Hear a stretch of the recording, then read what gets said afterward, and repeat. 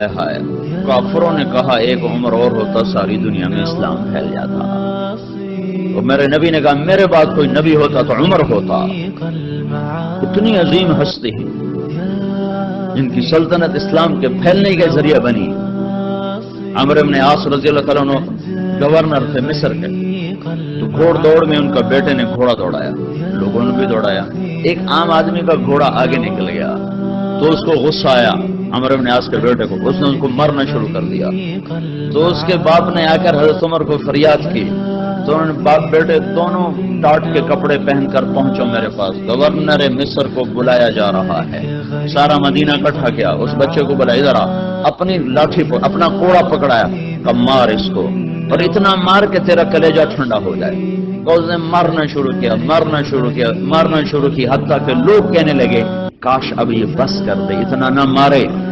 تو حضرت عمر نے کہا ماؤں نے تو آزاد جنا تھا بچوں کو، تم نے کب سے غلام بنا لیا؟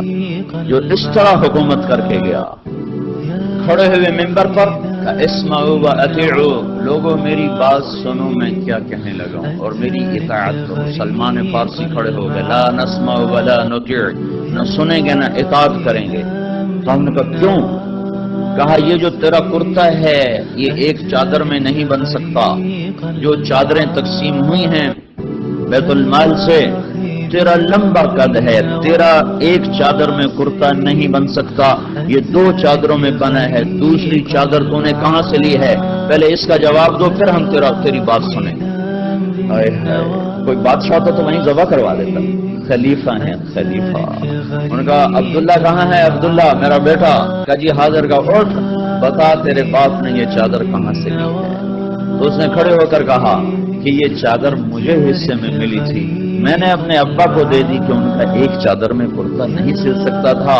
تسلی ہو گئی؟ کہاں تسلی ہوگی، اب جو کہو گے سنا جائے گا، جو حکم دو گے مانا جائے گا۔ اس طرز پر حکومت کرنے کے بعد 10 برس لگے حساب دینے میں، میں اپنی جان کا حساب کر سکتا۔